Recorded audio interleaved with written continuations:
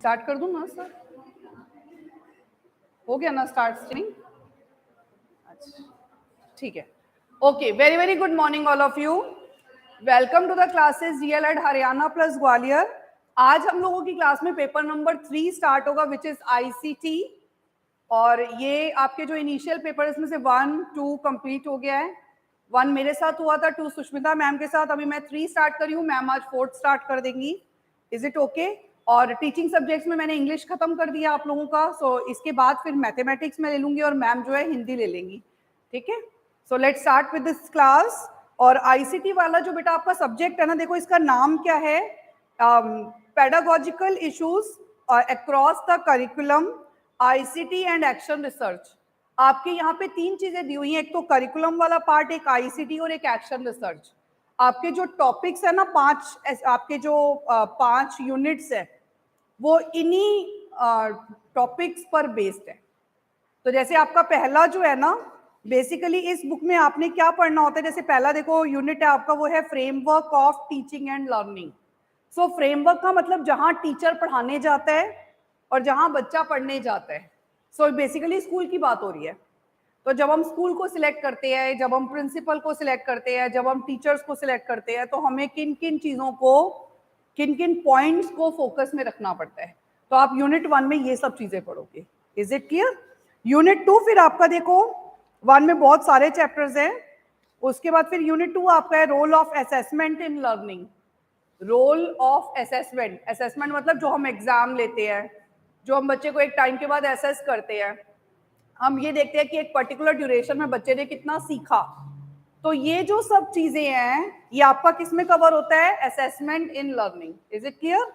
इसमें आप ये सब कॉन्सेप्ट पढ़ेंगे, जैसे आपका सीसीई क्या है, डायग्नोस्टिक टेस्ट क्या है, आपका रेमेडियल टीचिंग क्या है, तो इवैल्यूएशन किसे बोलते हैं, ये सारे जो पार्ट्स हैं ये सब हमारे असेसमेंट के होते हैं। फिर आपका बेटा जो था आपका ये, एक मिनट रुको, अच्छा एक और बीच में एक यूनिट हमारी छूट गई। सेकेंड यूनिट जो थी उसमें हमारे चिल्ड्रन किस तरह के होते हैं वो डिस्कस किया गया है। जैसे आपके अलग अलग तरह के चिल्ड्रन गिफ्टेड होते हैं, मतलब चिल्ड्रन विद स्पेशल नीड जिन्हें बोलते हैं। सो गिफ्टेड हो गए या मेंटली रिटार्डेड हो गए या अबव एवरेज हो गए, बिलो एवरेज हो गए। तो हर उसमें यहाँ पर हम उस हर पॉइंट को कवर करेंगे। ठीक है, नेक्स्ट इसके बाद आपका जो यूनिट 4 है वो आपका ऑडियो विजुअल एड्स और आईसीटी इन चीजों से रिलेटेड है। यूनिट 4 आपका जैसे कंप्यूटर और आपका लाइब्रेरी, ये सब पॉइंट्स ऑडियो विजुअल एड्स में, ऑडियो एड्स होते हैं, विजुअल एड्स होते हैं, तो उन चीज़ों के बारे में हम डिस्कस करेंगे। एंड देन 5th यूनिट जो लास्ट है आपकी, वो एक्शन रिसर्च से ही रिलेटेड है, जो उसका नाम ही था। हाँ, रिसर्च कितनी तरह की होती है, जैसे फंडामेंटल रिसर्च होती है, एक्शन रिसर्च होती है। ये मेजर क्वेश्चन है जो आपका इस यूनिट में से आता है। What is the difference between fundamental research and action research? Is it okay? तो इस तरह से आपके सारे टर्म्स और कॉन्सेप्ट्स आपने यहाँ पर स्टडी करने हैं। सो डिस्कस करते हैं यूनिट नंबर 1 से। देखो यूनिट नंबर 1 में स्कूल बिल्डिंग और उसकी इंपॉर्टेंस को लेकर आपका सबसे पहला पार्ट दिया गया है। इसमें आपने सीधा बेटा करना है कहाँ से, पेज नंबर 4 पे आ जाओ। पेज नंबर 4 आपका क्वेश्चन नंबर 1 सभी नोट कर लेना। What are the points, what are the points. English medium वाले बच्चे थोड़ा नोट करते हुए चलना, ठीक है। और हिंदी मीडियम वालों का पेज नंबर 4 है। So what are the points which should be kept in mind while selecting the place of school? So what are the points which should be kept in mind while selecting the place of school? What are the points which should be kept in mind while selecting place of school? Place of school. So बेटा this is the most important question कि हम जब school को select कर रहे हैं तो हमें किन किन बिंदुओं को ध्यान देने की आवश्यकता है, किस किस पॉइंट्स को। जैसे हम जमीन सिलेक्ट करने जाते हैं, वो किस जगह पर अवेलेबल है, आसपास कोई कूड़ा घर तो नहीं है, कोई रोड ट्रैफिक तो नहीं है कि बच्चा आ रहा है और एक्सीडेंट का खतरा ना हो, मेडिकल फैसिलिटी है कि नहीं है नियर बाय में, उसकी दीवारें जहां पर वो बनेगा स्कूल तो क्या वो एप्रोप्रिएट रहेंगी उस जगह पे या उस मिट्टी के अंदर। तो ये सब चीजों को हमें यहाँ पर ध्यान देने की जरूरत होती है। देखो जब भी हम स्कूल को सिलेक्ट करते हैं, यहाँ देखो पहला पॉइंट दिया हुआ है कि जब भी हम सिलेक्ट करते हैं तो सबसे पहले हमें उसको टाइप ऑफ स्कूल पे फोकस करना है।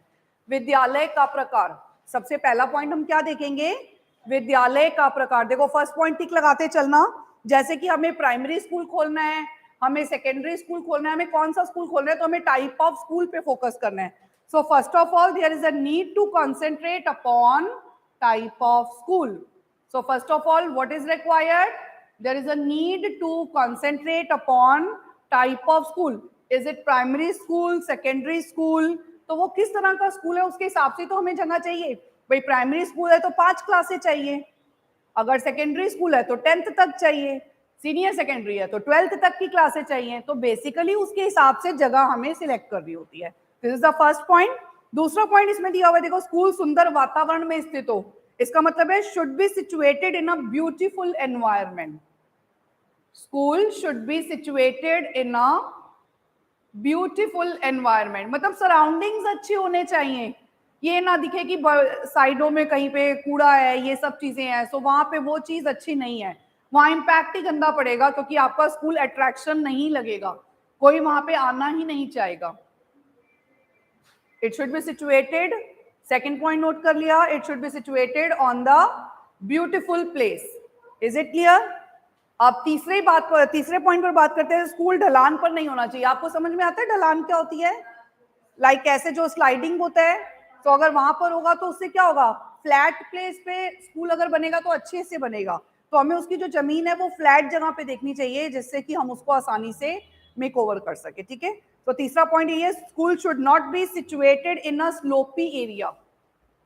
School should not B situated in a sloppy area. Slope समझते हो, sloppy area. Is it clear? Slope जो ढलान, उसे बोलते हैं स्लोपी एरिया। आगे नेक्स्ट पॉइंट देखो क्या दिया है, चाहे वो गांव में हो, चाहे वो शहर में हो, चाहे उसकी जलवायु या भूमि ज्यादा, मतलब मिट्टी या वहां की जो वहां की टेम्परेचर है उसको ध्यान में रख के भी हमें स्कूल को जो है ध्यान देना है। Is it clear? तो इस चीज को भी हमें ध्यान देना पड़ेगा। यानी temperature and soil should be moderate. क्या लिख सकते हो इसके लिए पॉइंट आप बेटा? Temperature and soil. सॉइल क्या होता है? मिट्टी होता है ना। सो temperature and soil should be moderate, वो मॉडरेट होनी चाहिए। शुड बी मॉडरेट, तो उसको should be moderate, MODERATE। Moderate मतलब ना तो बहुत लो ना तो बहुत हाई, तो वो मॉडरेट होनी चाहिए। ठीक है, कि वहां पे स्कूल बनाना आसान हो सके। फिर देखो इन्होंने दिया हुआ है, ऐसे स्थान पर नहीं होना चाहिए जहां बच्चे आसानी से पहुंच ना सके। कई बार क्या होता है कि बच्चा कहाँ रहता है, विद इन 1 किलोमीटर हमें प्राइमरी स्कूल अवेलेबल करना होता है, और विद इन 3 किलोमीटर हमें सेकेंडरी स्कूल अवेलेबल करना होता है। तो ये जो चीज है, डिस्टेंस का हमें ध्यान देना है, कि ऐसा ना हो कि बच्चे को बहुत दूरी तय करके फिर वो स्कूल में रोज जा पा रहे हैं, तो उसका आना और जाना तो सारा किसमें वेस्ट हो गया? टाइम में ही, रास्ते के टाइम में वेस्ट हो गया। तो ये भी चीज नहीं होनी चाहिए। ठीक है, जो गवर्नमेंट स्कूल होते हैं ना, उनको ये कहा गया है एज पर RTE कि विद इन 1 किलोमीटर और विद इन 3 किलोमीटर दायरे में हर जगह पर जहां इतनी आबादी है स्कूल अवेलेबल होना चाहिए। Is it clear? सो ये नेक्स्ट पॉइंट है, school should not be there, school should not be there which is not reachable. School should not be there, comma, which is not reachable.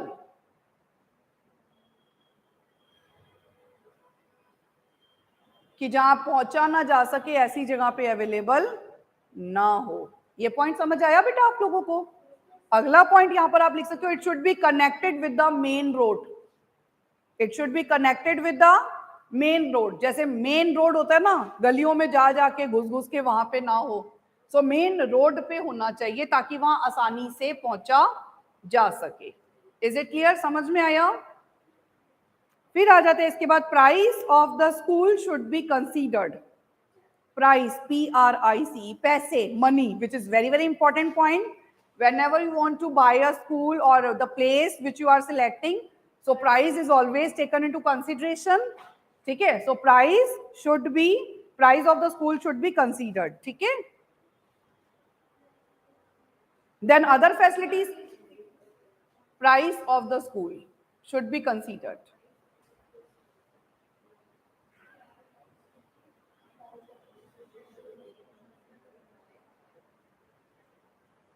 फिर अगला क्या है, focus on bank facility. अगले point में आप क्या बता सकते हो बेटा कि उसके नियर बाय बैंक फैसिलिटी है कि नहीं है। Focus on bank facility, electricity, water facility, ये सारे पॉइंट जल्दी जल्दी लिखते जाओ। Focus on bank facility, water facility, electricity, ये सारे पॉइंट्स, हॉस्पिटल फैसिलिटी, ये सब चीजें भी देखनी है। जब आप सिलेक्ट करोगे तो आपको इन पॉइंट्स पर भी ध्यान देना है कि वहां बैंक है कि नहीं है, इलेक्ट्रिसिटी फैसिलिटी है कि नहीं है, आपका वाटर फैसिलिटी है कि नहीं है। इन सब बिंदुओं पर भी ध्यान देना आवश्यक है। समझ में आया। फिर इसके बाद हम क्या बता सकते हैं, school should B situated near dump yards. School should not be situated. School should not be situated near dump yards. Dump yards क्या होते हैं, बूचड़ खाने। Dump yards, जो कूड़ा घर जिन्हें आप बोलते हो ना, वो बड़े वाले जो होते हैं उन्हें डंप यार्ड्स बोलते हैं। सो इन जगहों पर भी नियर बाय में इस तरह का कोई कूड़ा वूड़ा फेंकने वाली जगह, वो सब चीजें ना हो। Then last point you can note down here, land should be situated to, land should be sufficient. जो जमीन आप लेते हो वो sufficient होनी चाहिए। Land should be sufficient. देखो 13वां पॉइंट दिया हुआ है ना, स्कूल की भूमि इतनी होनी चाहिए कि उसमें खेल का मैदान और हॉस्टल भी बनाया जा सके। So land should be sufficient to construct playground as well as hostel. Sufficient to construct playground as well as hostel.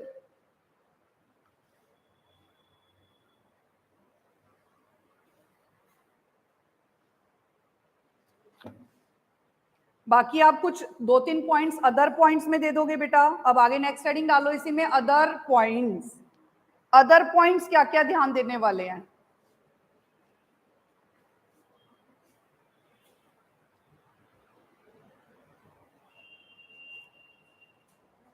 Other points, Hindi medium वाले बच्चे बेटा पेज नंबर 6 पे आ जाओ। अदर पॉइंट्स वाले अब करेंगे हम। अदर पॉइंट्स और कौन सी बातें हैं जो हमें ध्यान देने की जरूरत है। जब हम स्कूल की जमीन का सिलेक्शन करेंगे तो हमें और क्या क्या बातों को ध्यान रखना पड़ेगा। तो इसमें पहला पॉइंट आप क्या लिख सकते हो, total strength of the school. Focus किस पे रखना है बेटा, total strength of the school, यानी कि बच्चे, कितने बच्चे स्कूल में पढ़ने आने वाले हैं, उस एरिया में क्या स्ट्रेंथ है, क्या पॉपुलेशन है, ये सर्वेस किए जाते हैं। और कितने हैं हमारे यहाँ पे, कितने बच्चे पढ़ने के लिए आ जाएंगे, कहीं जगह कम तो नहीं रह जाएगी, कहीं ऐसा तो नहीं हमें सेक्शंस बनाने की जरूरत पड़ेगी, तो जगह भी ज्यादा चाहिए होगी। तो इस तरह से हमें इन चीजों को ध्यान देना जरूरी होता है। पहला पॉइंट समझ में आ गया अदर पॉइंट्स में, ठीक है। फोकस किस पे रखना है हमें, strength of the school.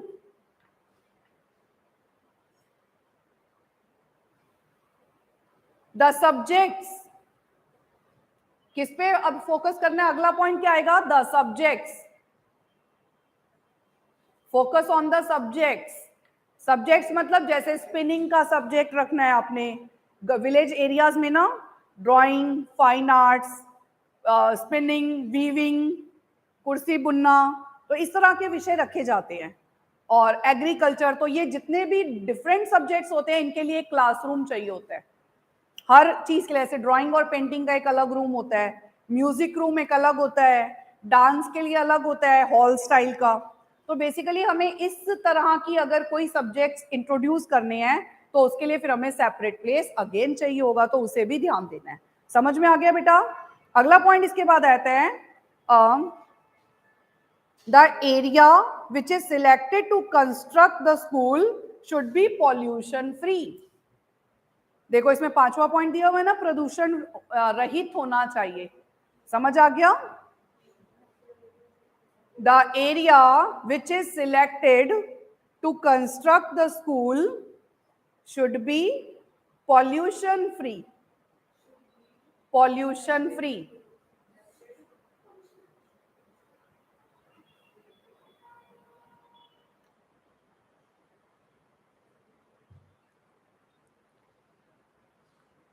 So I hope so ये चीज समझ में आई आप लोगों को। Clear? This is the first question. Now come to the second question. Question number 2 आएगा बेटा, what are the types of school building for primary school in India. अगला सवाल हमारा क्या है, what are the types of school building for primary school in India. बिल्कुल उसके आगे दिया हुआ है बेटा, construction of the building of primary school. हमारे यहाँ जो स्कूल्स होते हैं उनकी जो बिल्डिंग्स होती है उनकी अलग अलग शेप्स होती हैं। जैसे एल शेप का स्कूल होता है, यू शेप का स्कूल होता है, सर्कुलर स्कूल बनाए जाते हैं, इसमें सारे रूम्स ऐसे सर्कल में आमने सामने और बीच में प्लेग्राउंड आ जाता है। तो ऐसे अलग अलग शेप्स के स्कूल हमें सिलेक्ट करना है कि जगह के अकॉर्डिंगली हमें किस तरह की बिल्डिंग जो है वो अपने लिए रखनी है। Is it clear? तो what are the types of school building for primary school in India.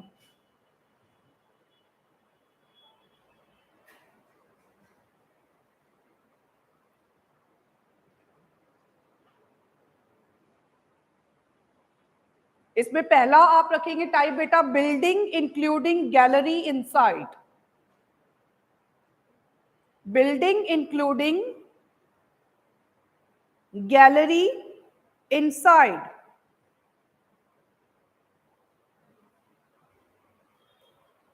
जिसमें क्या होता है आपका, जैसे ये आपका, आप इसमें डायग्राम बना सकते हो।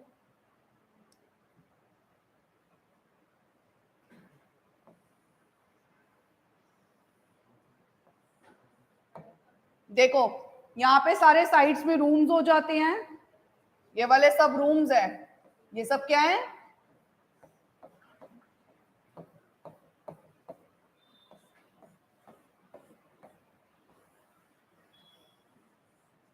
फिर यहाँ पर गैलरी आ जाती है और बीच में प्लेग्राउंड आ जाता है। ये पूरा गैलरी हो गया और ये पूरा क्या हो जाएगा, प्लेग्राउंड बीच में आ जाता है। Is it clear? तो ये जो स्टाइल होता है ये कौन सा होता है हमारा, लाइक जिसके साइड्स में इस तरह से आ जाए, तो ये इसमें गैलरी इंक्लूडिंग वाला एरिया।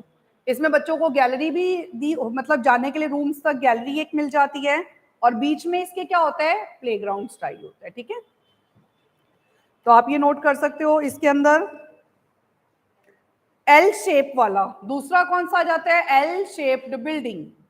दूसरा एल शेप्ड बिल्डिंग होगा। एल शेप में इन्होंने डायग्राम नहीं दिया बट आप कर सकते हो इस तरह से। एल शेप में, एल शेप में इस तरह का रूम आ जाएंगे और यहाँ जो आगे वाला पार्ट है ये प्लेग्राउंड हो जाएगा। क्लियर? एल शेप में क्या हो जाता है, यहाँ पे सारे रूम्स आ जाते हैं और इसके आगे वाला पार्ट क्या हो जाता है, प्लेग्राउंड हो जाता है। तो ये एल शेप हो जाता है। Clear? L shape building. L आकार के भवन में एक सीधी लाइन में कमरे बने हुए होते हैं, सीधी दिशा में कमरे बने होते हैं और बाहर की तरफ उसके आंगन या प्लेग्राउंड होता है, खेलने का मैदान। फिर आता है इसके बाद बेटा ई शेप्ड बिल्डिंग। अगली कौन सी आ जाती है बेटा, ई शेप्ड बिल्डिंग। ये देखो ई शेप्ड बिल्डिंग है ये सारे कमरे ई शेप्ड बिल्डिंग में क्या हो जाएगा, ये सारे रूम्स हो जाएंगे। इसमें भी वही गैलरी आ जाती है साथ में, ये गैलरी हो जाती है और यहाँ पे क्या आ जाता है, प्लेग्राउंड। समझ में आ गया? ये आपका क्या हो जाता है, ई शेप्ड बिल्डिंग।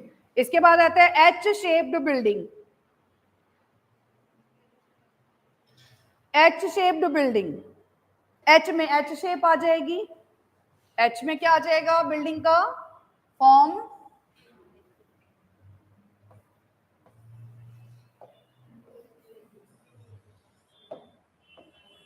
ये रूम्स बने हुए हैं और ये गैलरी है।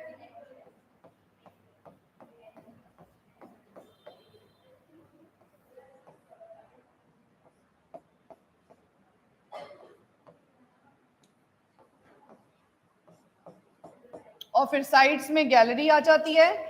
इसमें दो प्लेग्राउंड मिल जाते हैं, एक ये भी मिल जाता है और एक ये भी मिल जाता है। उधर वाले बच्चों को उधर वाला, इधर वाले बच्चों को इधर वाला।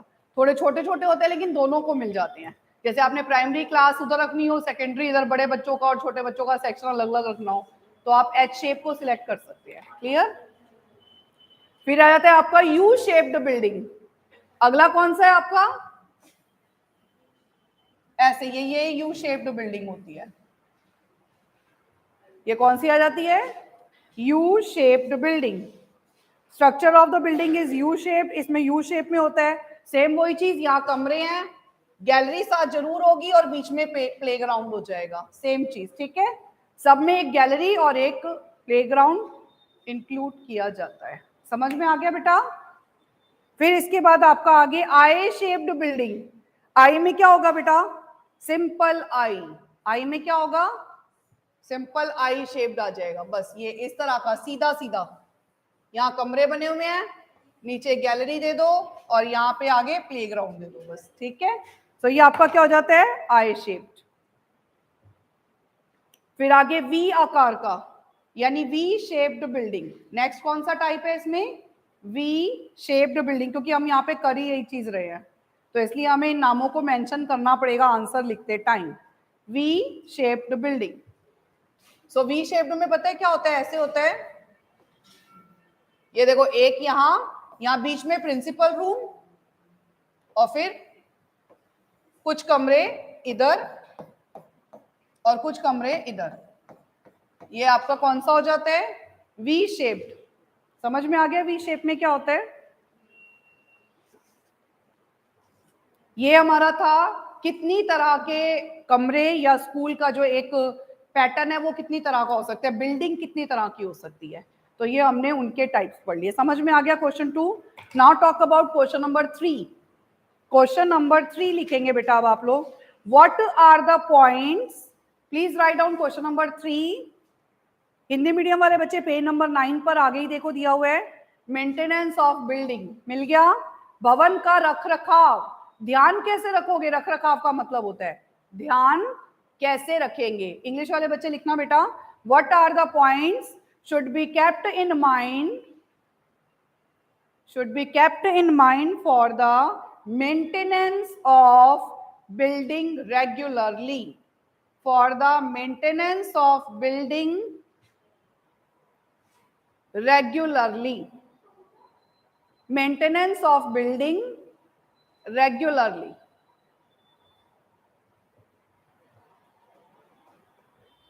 सो आपने बिल्डिंग को मेंटेन कैसे करके रखना ताकि वो लंबे समय तक चले, जैसे कि पेंटिंग टाइम टू टाइम करवाना है, या कोई मरम्मत की जरूरत है तो वो टाइम टू टाइम कराना है, कोई चीज खराब हो रही है, लीकेज हो रही है तो उसे टाइम टू टाइम ठीक कराना है। तो ये सब चीजें किसमें आ जाती हैं? मेंटेनेंस में आ जाती हैं। सो इसी पॉइंट्स को हमें यहाँ पर मेंशन करना है। जैसे पहला क्या आता है? ऑर्गेनाइजेशन और committee should be appointed. Organisation और committee should be appointed। Organization or committee should be appointed। देखो समिति का गठन दिया हुआ है ना बेटा, पहला पॉइंट। तो सबसे पहला बिंदु हमें ये ध्यान रखना है कि इसके लिए एक सेपरेट ही आप लोगों का ग्रुप रख दो जिसका काम ही क्या हो, स्कूल के अंदर ये सब चीजों की रेगुलर बेसिस पर चेकिंग करते रहना कि कहीं कुछ ऐसा तो नहीं है कि कुछ लीकेज हो रहा है, कोई और प्रॉब्लम हो रही है। तो वो एक कुछ ग्रुप ऑफ पीपल, उनका काम ही यही होगा कि मेंटेनेंस पर वो ध्यान देंगे। Is it clear? पहला पॉइंट समझ आ गया। दूसरा पॉइंट है प्लेग्राउंड पर अब फोकस कैसे करना है। So playground should be neat and kept neat and clean. Playground should be kept neat and clean. ये बात समझ रहे हो बेटा कि स्कूल का जो प्लेग्राउंड है वो कैसा होना चाहिए? साफ सुथरा होना चाहिए, फ्लैट होना चाहिए, क्लीन होना चाहिए। ये भी आपको ध्यान रखना है। ये उसी अथॉरिटी का काम होगा, वो यही देखेंगे कि समय समय पर वहां सफाई हो रही है नहीं हो रही, क्योंकि ये सब मेंटेनेंस में आता है। मेंटेनेंस में आता है एक वो मेंटेनेंस जो रेगुलर बेसिस पर होती है, यानी डेली, जैसे सफाई डेली होती है। अब एक होती है मेंटेनेंस वीकली बेसिस पर, जैसे जाले उतारने हैं, कुछ और काम ऐसा करना है, तो जैसे छोटी मोटी टूट फूट है, ये सब चीजें वीकली और मंथली बेसिस पर होती हैं। Is it clear? और फिर कुछ होती है जो एक आधे साल के बाद आती है, जैसे व्हाइट वॉश करवाना है तो वो 1 साल के बाद करवा रही है। तो ऐसी जो मेंटेनेंस है उनको हमें ध्यान देना पड़ता है। क्लियर? अब तीसरा इसके बाद क्या आ जाता है बेटा? Garden should be maintained regularly. तीसरा बिंदु देखो क्या रखेंगे? Garden should be maintained regularly. School के उद्यान लिखा हुआ है ना बेटा, क्यारियों की उचित देखभाल, सफाई का ध्यान यहाँ पर भी आपको रखना है, ठीक है, क्यारियों का। अगला क्या है? White wash and maintenance. अगले पॉइंट में आप क्या बताओगे बेटा? पहले तो है garden should be maintained regularly, इसी में आप जैसे सफाई करनी चाहिए, क्लीन रखना चाहिए, वो सब आप अपने आप लिख सकते हो, ठीक है। फिर व्हाइट वॉश एंड मेंटेनेंस, जैसे स्कूल की बिल्डिंग है, उसकी वॉल्स हैं, उसके डोर्स हैं, उनको आप पेंटेड रेगुलरली, तो उनको आपको क्या करना होता है? सब चीजों को पेंट करवाना रेगुलर बेसिस पर, जब जब वो खराब हो तब तब हमें उनको करवा देना चाहिए ताकि वो बढ़े ना। क्लियर? ये भी पॉइंट समझ में आ गया, सफेदी और मरम्मत वाला। अगला देखो, टॉयलेट क्लीनलीनेस। अगला आपने किस पे फोकस करना है बेटा? टॉयलेट क्लीनलीनेस, यानी टॉयलेट्स की सफाई भी रेगुलर बेसिस पर होनी चाहिए, ये भी तो मेंटेनेंस में ही आएगा। Then furniture, furniture should be maintained and repaired from time to time. Furniture should be maintained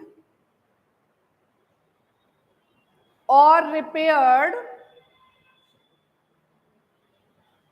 Furniture should be maintained or repaired from time to time या regularly.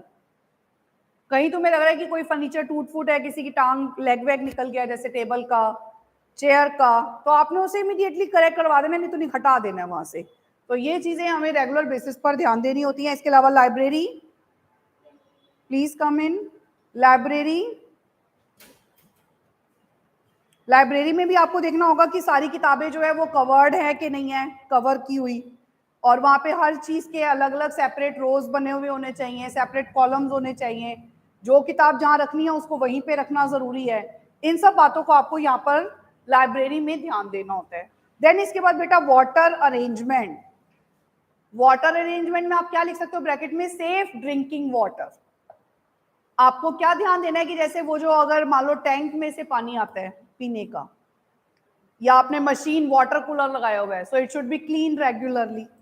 तो आपने सेफ ड्रिंकिंग वाटर फैसिलिटी बच्चों को देनी है ताकि बच्चे बीमार ना हो, वो पानी उनके लिए सेफ होना चाहिए। Then electricity wires should be observed regularly. Electricity wires, तारे होती हैं ना, वायर्स, उन्हें भी क्या करना है? Should be observed regularly. बेटा जो तारे वारे हैं उनको भी पूरा ध्यान देना है कि कहीं ऐसा तो नहीं उसमें कोई ब्रेक हो गया है कि कोई बच्चा टच करे और उसे क्या हो जाए? करंट शॉक लग जाए। तो ये चीजें भी ध्यान रखनी है। Is it clear? And then इसके बाद लिख सकते हो availability of the fire extinguishers. Fire extinguishers क्या होते हैं? वो जो आग बुझाने वाले यंत्र, ठीक है, fire extinguishers should be available for the safety purpose, ठीक है। fire extinguishers should be available for safety purpose. Fire extinguishers should be available for safety purpose.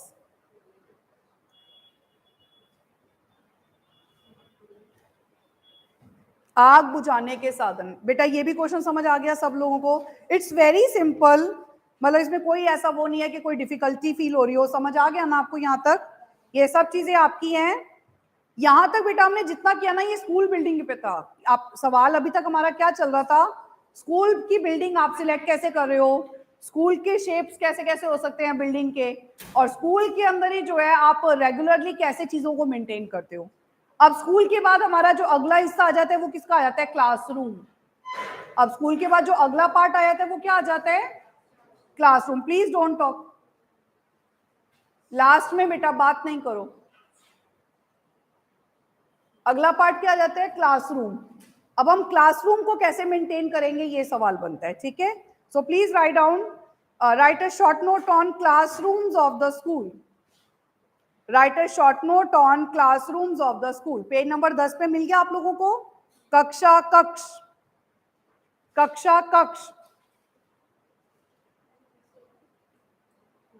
अब देखो क्लासरूम्स को सिलेक्ट करते समय भी हमें कुछ बातों को ध्यान रखने की आवश्यकता होती है। जब हम स्कूल में क्लासरूम्स बनाते हैं तो हमें ध्यान देना पड़ेगा ना, जैसे लेबोरेटरी है तो वो बड़ी होनी चाहिए, या एक सिंपल क्लासरूम है तो वहां कितने बच्चे बैठने हैं उसके हिसाब से जगह सेट करनी चाहिए।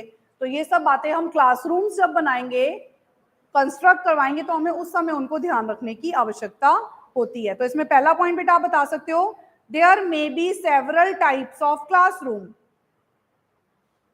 सबसे पहले पॉइंट में आप क्या बताओगे? There may be several types of classrooms. अलग अलग तरह के क्लासरूम्स हो सकते हैं। पहला आप लिखेंगे बेटा hypotenuse style of classroom.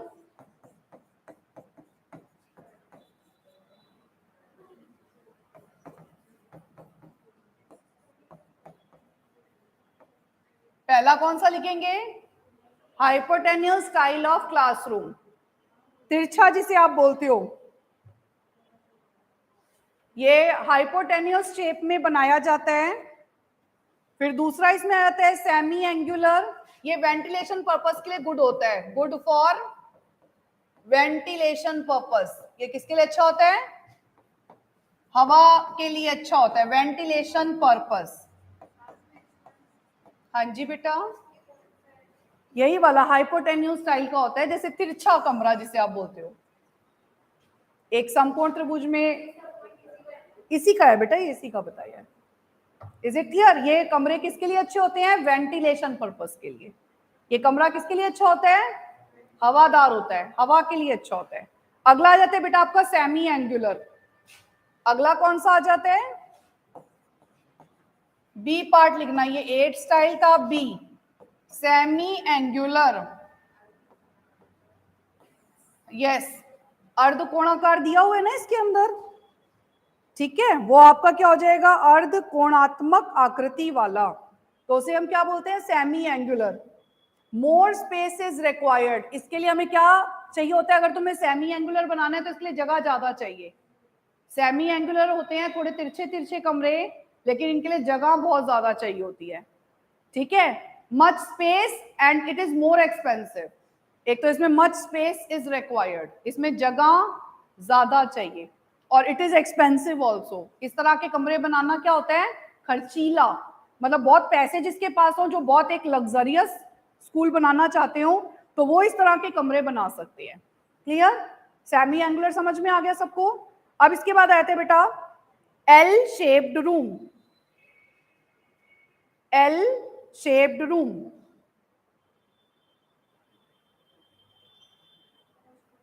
It's good for sunlight and air.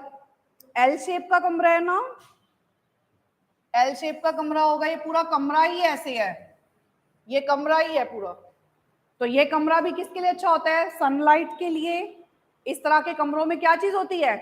Like sunlight अच्छी आती है, वेंटिलेशन अच्छा होता है। और जैसे बड़ी बड़ी कभी कभी लेबोरेटरी कुछ स्टाइल की ऐसे बनानी हो ना, तो वहां बच्चों को जैसे यहाँ भी, या कंप्यूटर रूम्स भी बनाने हो, तो जैसे बच्चों को यहाँ कंप्यूटर लगा दिए और फिर बच्चे बैठ गए आराम से, तो वहां इस तरह के लंबे लंबे कमरे चल जाते हैं। Is it clear?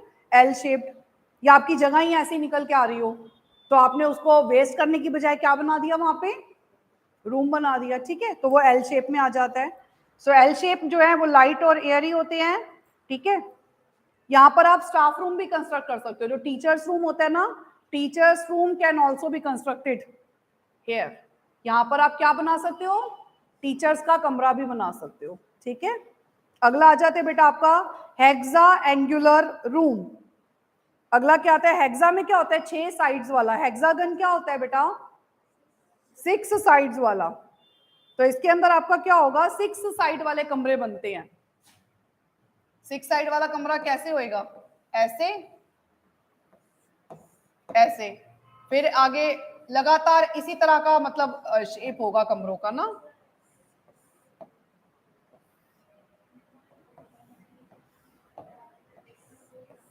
ये कौन से कमरे हैं? साथ साथ लगे हुए, एक कमरा, दूसरा कमरा, तीसरा कमरा, बट शेप कौन सी है? हेक्सागन वाली। तो दैट्स इट, जिसमें 6 साइड्स आ जाती हैं, वो आपका उस तरह का रूम। बट ये बहुत रेयर होते हैं। जो सबसे ज्यादा कॉमन रूम चलते हैं दैट इज रेक्टेंगुलर। सबसे ज्यादा कॉमन कौन सा चलता है? रेक्टेंगुलर चलता है, क्योंकि इन चीजों के लिए हमें जगह बहुत ज्यादा चाहिए है। क्लियर? सो हेक्सागन होता है जिसके अंदर आपके 6 साइड्स होते हैं, ये भी अगेन गुड होता है फॉर सनलाइट और वेंटिलेशन पर्पस। समझ में आ गया बेटा? अब अगले आपके वही है आयताकार कमरे, जिनको आप क्या बोलते हो, rectangular rooms. Most popular shape, rectangular room के आगे आप क्या लिख सकते हो, मोस्ट पॉपुलर शेप, सबसे ज्यादा चलने वाली शेप है। ये इंडिया में सबसे ज्यादा यूज किया जाता है, which is used in India. हमारे इंडिया में इस शेप को सबसे ज्यादा यूज करते हैं और इट इज लेस एक्सपेंसिव। ये क्या है, कम खर्चीली पद्धति है, लेस एक्सपेंसिव है, इसीलिए हमारे यहाँ इंडिया में सबसे ज्यादा यही चलता है। यहां तक मेरे ख्याल से बेटा आप लोगों को समझ में आ गया। अब सेकंड पॉइंट इसमें आएगा, ये सब तो थे टाइप्स ऑफ रूम्स। अब दूसरा जो मेन पॉइंट आप लिखोगे वो लिखोगे स्पेस ऑफ द क्लासरूम बेटा, space of the classroom, space of the classroom.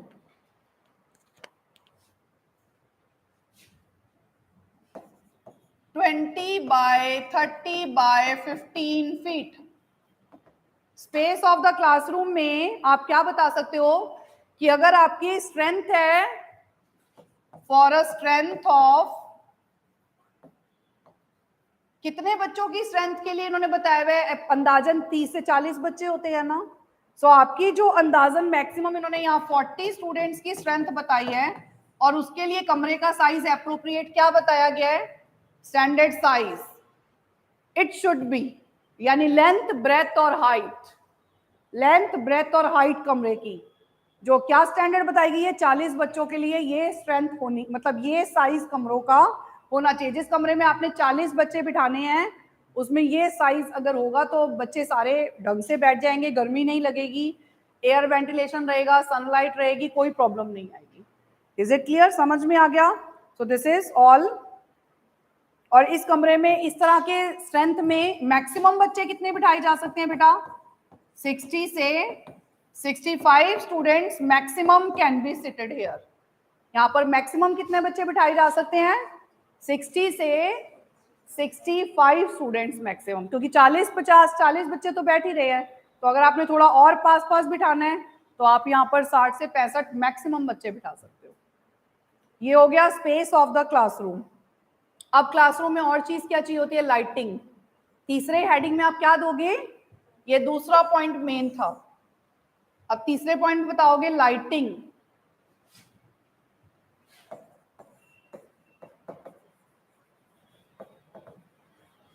Lighting को ध्यान देना होता है ना, लाइट मतलब रोशनी कहां से आएगी, रोशनदान कितने होंगे।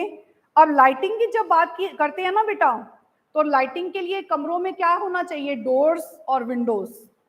क्या होना चाहिए, डोर्स एंड विंडोज। इन्होंने इसके ए पॉइंट में क्या बताया हुआ है बेटा, डोर्स एंड विंडोज, मतलब हर लाइटिंग के लिए नेचुरल लाइट को सबसे ज्यादा कंसीडर किया गया है कि कमरों के अंदर अगर जितना अच्छा सनलाइट आएगी, जितना नेचुरल एयर बाहर से हवा आएगी, उतना वो कमरों में जैसे जो सफोकेशन होता है वो नहीं होगा। तो ये बड़ा अच्छा इंपॉर्टेंट हमें ध्यान रखना है, जब भी हम कमरों को सिलेक्ट कर रहे हैं या बना रहे हैं तो हम ये प्रोविजन रखें कि बाहर से सनलाइट आ रही हो, तो उसके लिए क्या होना चाहिए, डोर्स और विंडोज का प्रोविजन होना चाहिए कमरों में, ठीक है। इसमें आप लिख सकते हो 2 साइडेड ओपन डोर्स। क्या हो सकते हैं बेटा, 2 sided open doors. 2 sided open door समझते हो कि एक कमरे में 2 दरवाजे कम से कम हो, एक जैसे आ रहे हैं बच्चे, एक से जा रहे हैं, तो मतलब उससे क्या होता है कि भीड़ भाड़ नहीं होती, आसानी से हवा और ये सब चीजें आती रहती है, ठीक है। सो 2 दरवाजों वाला होना चाहिए, बाकी विंडोज होनी चाहिए। अब इसके बाद आप लिखेंगे नॉर्मल लाइटिंग। बी पॉइंट में आप क्या बता सकते हो, नॉर्मल लाइटिंग, मतलब नॉर्मल लाइट तो आनी ही चाहिए, जो नेचुरल लाइट है should be present in the whole room. एक नेचुरल लाइट का प्रोविजन जरूर होना चाहिए कमरे के अंदर। बाकी तो ट्यूबलाइट्स वगैरह तो हम आर्टिफिशियल तो हम अरेंज करेंगे ही, बट नेचुरल लाइट का प्रोविजन जरूर होना चाहिए, क्लियर। इसके अलावा लेफ्ट साइड लाइट, आपने ध्यान क्या देना है बेटा, बच्चे जहां बैठे ना, उनके लाइट कहां से आनी चाहिए? लेफ्ट साइड से आनी चाहिए, क्योंकि जब हम लिखते हैं ना तो लेफ्ट साइड से, हमारे पीछे वाली तरफ से लेफ्ट साइड से लाइट आनी चाहिए, तो तब वो आंखों के लिए सुटेबल माना जाता है। और ऐसे प्रोविजन जो है इस चीज को हम कंसीडर करते हैं, ध्यान देते हैं, ठीक है, स्कूल में। फिर इसके बाद आता है सिटिंग अरेंजमेंट। डी पॉइंट में इसमें क्या बताएंगे आप? Sitting arrangement.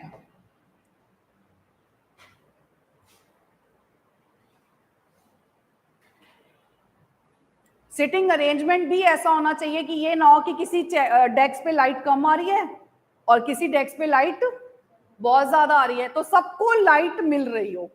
ये ना हो कि कहीं पे अंधेरा फील हो रहा हो। तो कमरे का कोई भी कोना ऐसा नहीं होना चाहिए जहां पे अंधेरा फील हो। सुटेबल सीट्स होनी चाहिए जहां पर सब सीटों पर लाइट सफिशिएंट आ रही हो, ठीक है। फिर इसके बाद वॉल कलर्स, लाइट को लेकर और हम क्या ध्यान दे सकते हैं बेटा? देखो वॉल कलर्स, वॉल कलर्स या तो लाइट हो, लाइट कलर क्यों होने चाहिए? क्योंकि उससे ब्राइट होता है कमरा। जैसे अब यहाँ व्हाइट है तो और ज्यादा अच्छा लगता है रूम, क्योंकि अगर लाइट कलर होता है तो उससे हम जब लाइट जलाते हैं, ट्यूब लाइट करते हैं, तो वो उसके साथ और ज्यादा ब्राइट ब्राइट कमरा लगेगा। और इसके अलावा इन्होंने बताया हुआ बेटा with green colour soothing to the eyes. Suggested colour कौन सा बोला गया है? Green colour. It is very very soothing to the eyes. Green colour को बड़ा सुटेबल माना गया है लाइट के साथ में, ठीक है। तो लाइट ग्रीन कलर जो होता है that is very much suitable for the eyes also, वो कंसीडर किया गया है। तो स्टैंडर्ड कलर में आप यहाँ ग्रीन कलर को दिखा सकते हैं। इसके बाद आता है selection of the glass for Windows and doors. Selection of the glass of Windows, कांच लगाते हैं ना विंडोज के ऊपर, तो वो टिंटेड नहीं होने चाहिए, क्योंकि टिंटेड होंगे तो सनलाइट अंदर, फिर फायदा क्या, आपने विंडोज बनवाई क्यों भाई, अगर वो लाइट ही नहीं अंदर आनी थी तो वो ग्लास ऐसा होना चाहिए जिससे नेचुरल सनलाइट अगर आनी है तो आए वो अंदर, वो उसको रोके ना। Is it clear? तो वो भी फैसिलिटी वहां पर होनी चाहिए। So tinted glass should not be there because it restrains the sunlight. Tinted glass होना चाहिए, नहीं होना चाहिए, क्योंकि वो सनलाइट को ब्रेक करता है और रेस्ट्रेन करता है। क्लियर? आगे आ जाता है बेटा, ये था हमारा लाइटिंग के सारे पॉइंट्स, समझ में आ गए? सो आप लाइटिंग डालोगे तो इन सब पॉइंट्स को आप पैराग्राफ में समझा सकते हो। अगला इसके बाद आता है बेटा एयर वेंटिलेशन। फोर्थ हेडिंग क्या दोगे अब आप?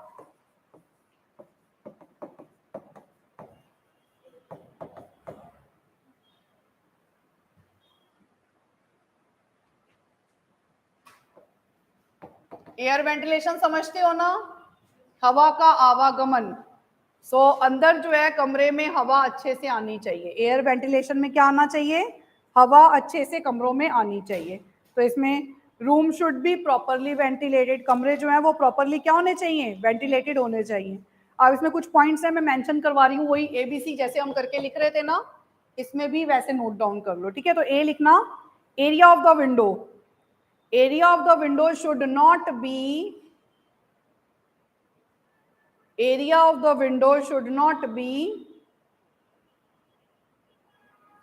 less than 1/5 of the should not be less than 1/5 of the area of floor, should not be less than 1/5 of the area of the floor। लिखा? देखो फ्लोर का एरिया जितना है ना उससे 1/5 कम से कम होना चाहिए, मतलब 1/5 का डिफरेंस होना चाहिए। मतलब अगर वो 5 पार्ट्स हैं जमीन के तो 1 पार्ट विंडो का जरूर होना चाहिए। मतलब उतनी बड़ी विंडो, अगर उस पूरे कमरे को वेंटिलेटेड रखना है, हवादार रखना है, तो जितना जमीन है उसके हिसाब से विंडोज उतनी बाइफिकेटेड हो कि 1/5 एरिया जरूर कवर कर रही हूँ, ताकि कमरे में हवा अच्छे से आ सके, ठीक है। यानी आप समझ लो कि 5 में से 1 हिस्सा, अगर आप एक कमरे की जमीन जो है वो 5 हिस्सों से बनी है तो उसका एक हिस्सा कम से कम किसके मतलब साइज का होना चाहिए? विंडो एक हिस्से के साइज जितनी जरूर होनी चाहिए। क्लियर? It's called 1/5। इसमें बी पॉइंट लिख सकते हो, height of the window height of the window at least 3.5 feet. Height of the window at least 3.5 feet from the floor. Window की जो हाइट है ना जमीन से 3.5 फीट कम से कम ऊपर होनी चाहिए. कितनी होनी चाहिए? 3.5 फीट. बॉटल लाई हुई थी वैसे, वो मतलब पानी उसमें डालना है, खाली है. हाँ डाल दो, फिर आप ये किसी और को दे देना. सो 3.5 फीट कम से कम ऊंचाई होनी चाहिए. ठीक है, आगे आ जाते हैं. तीसरा point, Windows should be covered with the net. Windows should be covered with the net. Net समझते हो ना बेटा? जाली, हवा आनी चाहिए. जाली लगी होगी तो मक्खी मच्छर वो चीजें नहीं आएंगी, लेकिन हवा का आवागमन रुकेगा नहीं. सो बिल्कुल वो जो वायर मैश होती है ना, वो आप यूज कर सकते हो. ठीक है. D point, exhaust windows should also be there. Exhaust windows लिख लेना. एग्जॉस्ट विंडोज क्या होती है बेटा? जो घर कमरे की बासी हवा को निकालने के लिए एग्जॉस्ट फैन लगा होता है ऊपर, तो कमरे की बासी हवा को निकालने के लिए वो एग्जॉस्ट विंडोज का यूज किया जाता है. इसके अलावा ceiling fan should be available. Ceiling fan, हवा कमरे में वेंटिलेशन के लिए क्या होना चाहिए? नेचुरल तो होना ही चाहिए, लेकिन साथ साथ सीलिंग फैन, जो छत वाले पंखे हैं वो भी अवेलेबल होने चाहिए. Ceiling fan should also be available.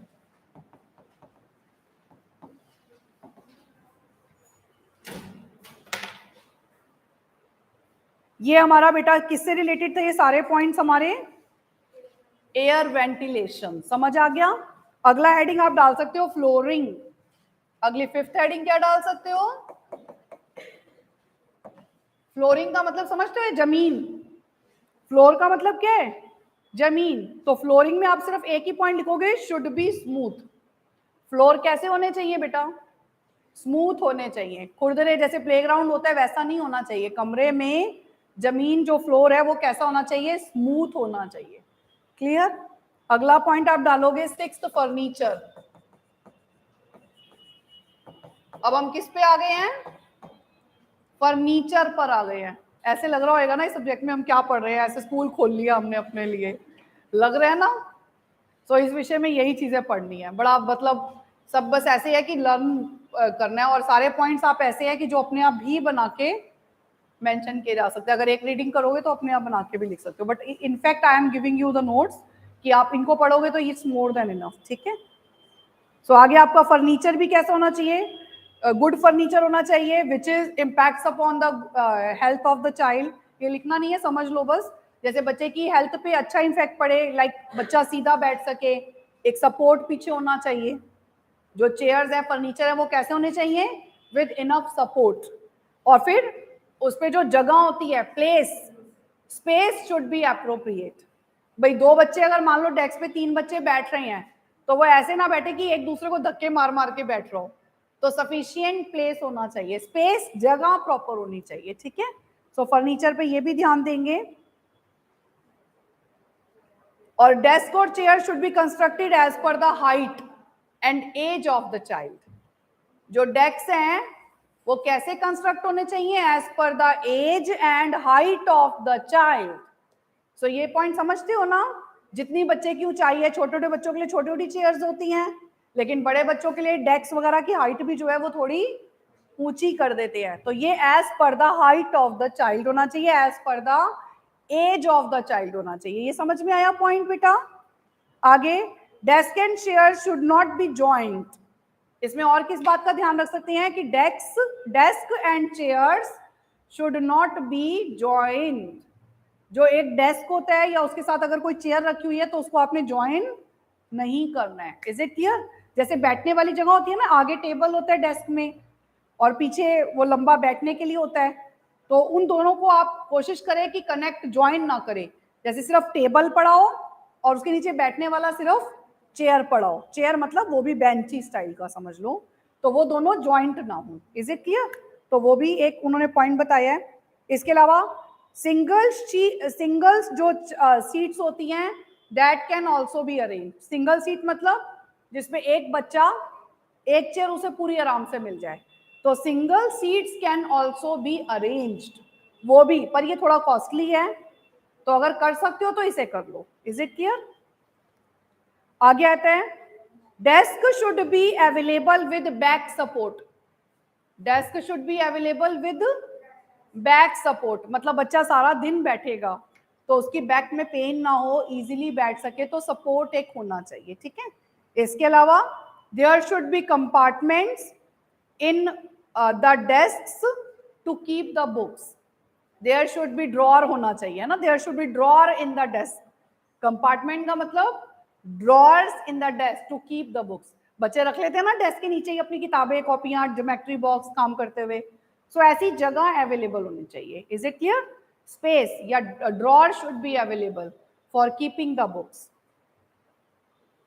Then average distance between the child age and desk should be 25 centimeter to 40 centimeter. ये point note कर लो एक, the average distance between the child eye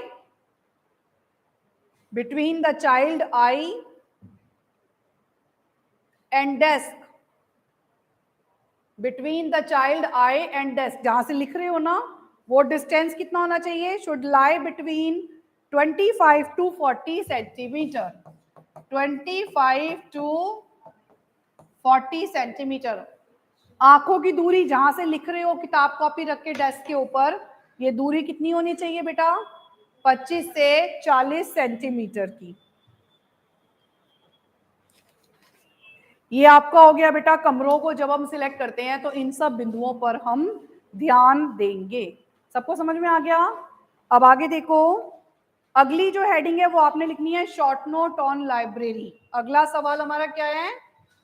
library पर short note. अब आप सब समझते हो library एक ऐसी जगह होती है जहां पर हम किताबें रखते हैं और बच्चे वहां पर उनको एक फैसिलिटी दी जाती है कि जब वो चाहें और लाइब्रेरी पीरियड में बच्चे वहां पर आएं और अपनी रीडिंग को एनहांस करें, नई नई चीज़ों के बारे में जाने और अच्छी अच्छी किताबों को पढ़ें।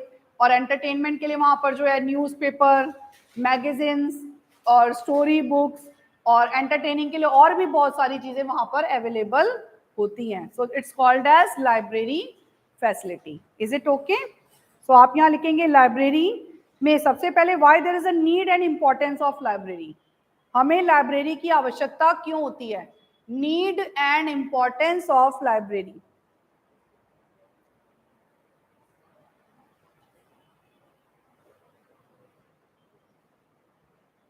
लिख लिया हेडिंग बेटा?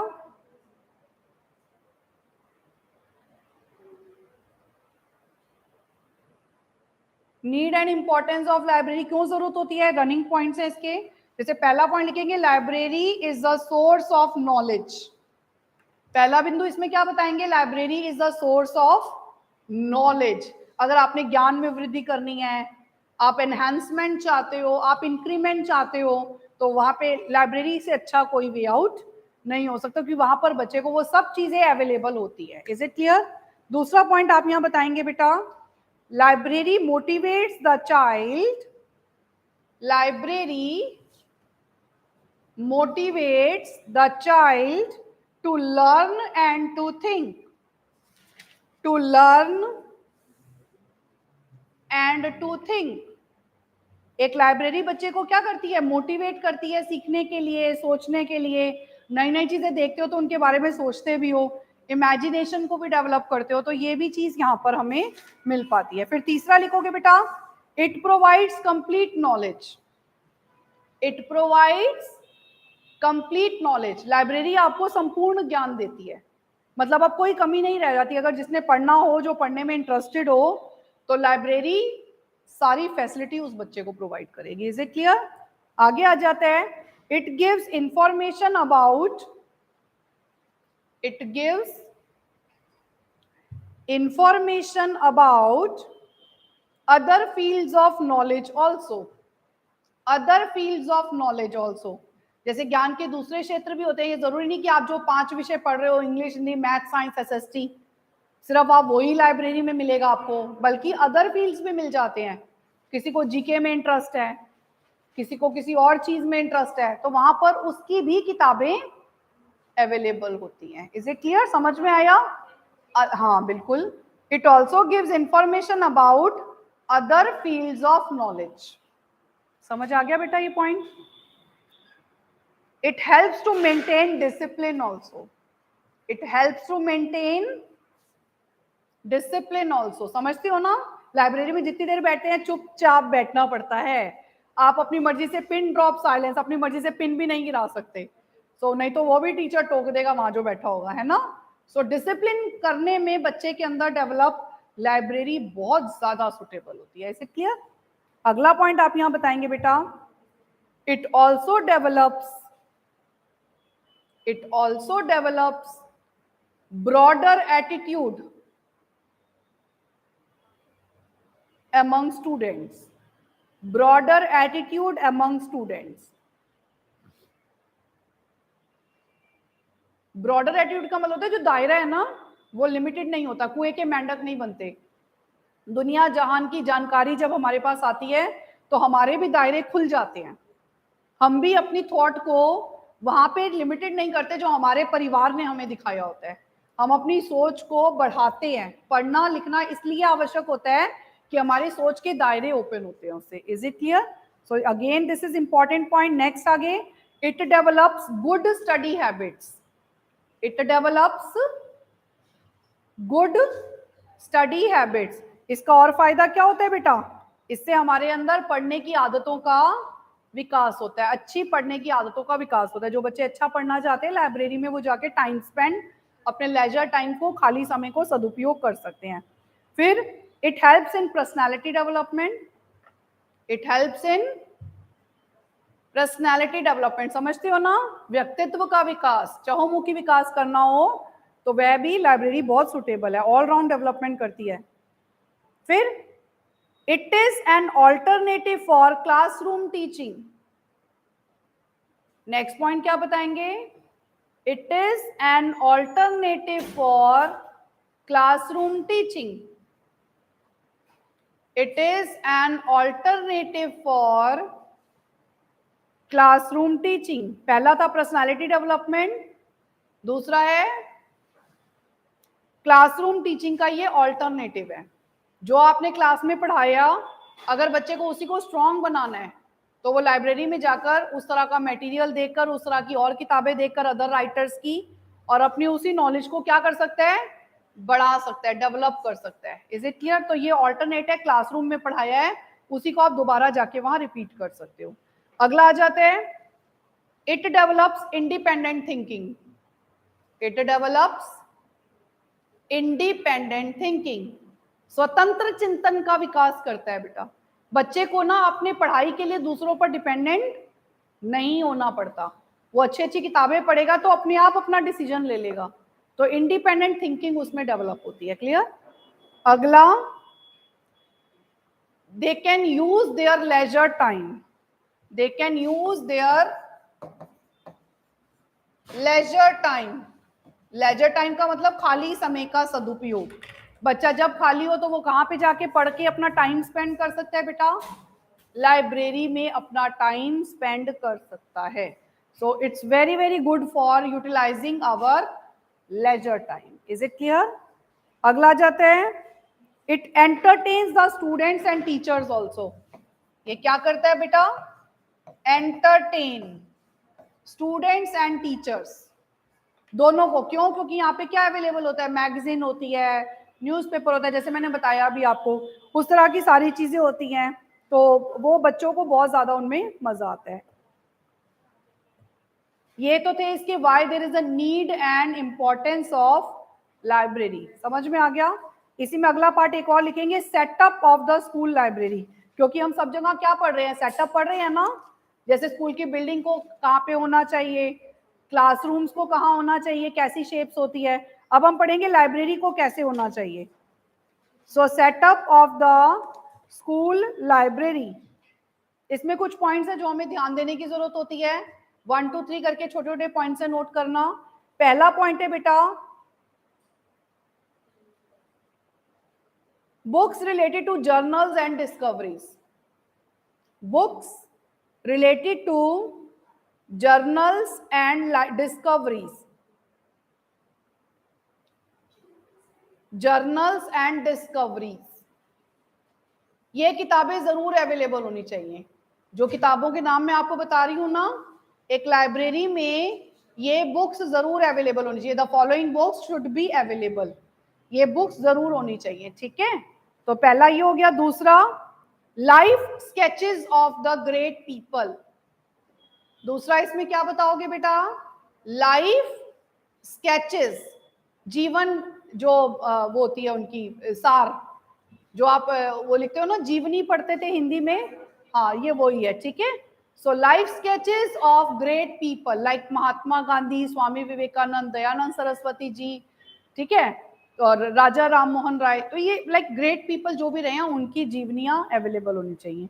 इसके बाद some good books for teachers, some good books for teachers, क्योंकि अध्यापक क्लास में पढ़ाने आएगा, तो जो आपकी क्लास बुक है वो तो होती है, लेकिन टीचर अपने पास से भी नोट्स लेके आते हैं, तो वो उसके उनके नोट्स बनाने के लिए भी कुछ बुक्स वहां पे अवेलेबल जरूर होनी चाहिए। फिर books should be available in appropriate quantum, books should be available in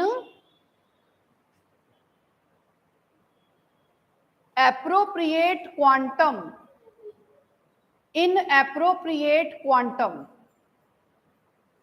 quantum मतलब क्वांटिटी, मतलब ये ना हो कि बच्चे आए हैं 50 और बुक्स आपके पास 20 अवेलेबल है, आप सबको दे ही नहीं पा रहे। सो बुक्स होनी चाहिए इनफ सबके पढ़ने के लिए, क्लियर। फिर entertainment and story books should be there, entertainment and story books, वहां पे एंटरटेनमेंट के लिए स्टोरी बुक्स जरूर होनी चाहिए, ठीक है। फिर good literature books at higher level, आगे क्या लिखोगे? Good literature books at higher level. अगर हायर लेवल के बच्चे हैं तो उनके लिए क्या होनी चाहिए? लिटरेचर वाली किताबें अच्छी अच्छी, good literature books at higher level.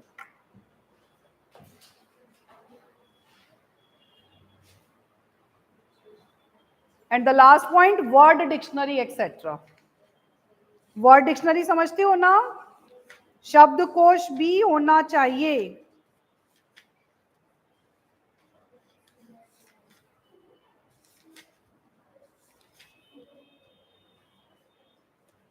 आगे लिखेंगे बेटा। अब अगला क्वेश्चन हमारा, ये हमारा लाइब्रेरी पे कंप्लीट क्वेश्चन हो गया।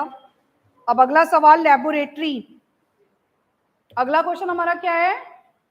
लेबोरेटरी। लेबोरेटरी को हिंदी में क्या बोलते हैं? प्रयोगशाला।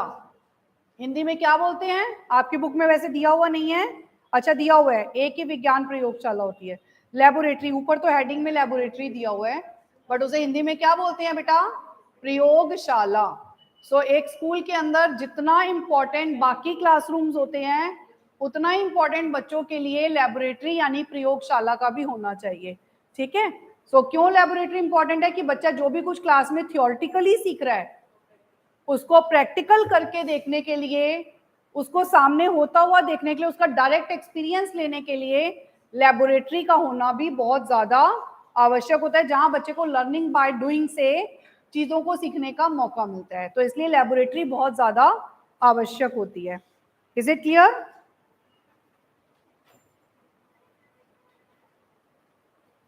सो इंपॉर्टेंस ऑफ लेबोरेटरी लिख लो बेटा। इसका क्या फायदा होता है? पहले लेबोरेटरी की एक डेफिनेशन लिख लो, चलो एक डेफिनेशन, फिर देन ये वाले पॉइंट्स लिखिएगा। Laboratory is a place, laboratory is a place where all tools and equipments, all tools and equipments are, all tools and equipments are, sorry, related to science practicals, all tools and equipments related to science practicals are kept, are kept। समझ में आ गया? एक ऐसी जगह जहां विज्ञान संबंधी उपकरण और सहायक सामग्री को क्रमबद्ध तरीके से सिस्टमैटिकली रखा जाता है। सबको समझ आ गया लेबोरेटरी कौन सी जगह होती है? अब आगे इंपॉर्टेंस, नेक्स्ट हेडिंग इसका फायदा, इसकी उपयोगिता।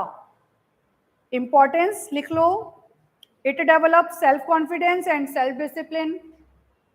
It develops self confidence and self discipline. Self discipline, self confidence लिख लिया, comma while learning by doing, while learning by doing, while learning by doing. बेटा जब बच्चे अपने आप चीजों को करके देखते हैं ना, वहां अलग अलग टूल्स का यूज करके, तो उनमें कॉन्फिडेंस बिल्डअप होता है, तो इससे बच्चों में सेल्फ कॉन्फिडेंस डेवलप होता है।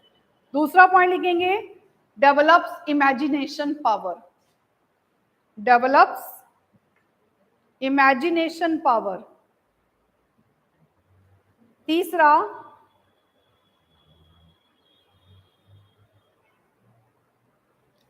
Scientific environment can be created. Scientific environment, हमें एक फील आएगा कि हम साइंटिस्ट बन सकते हैं। सो उस तरह का फील हमें वहां पे अलग अलग तरह के एक्सपेरिमेंट्स देखने को मिलते हैं, अलग अलग तरह की चीजें सामने होती हैं, तो एक वो साइंस वाला फील आता है। Clear? So scientific environment can be created. अगला, children get opportunity to interact, children get opportunity to interact।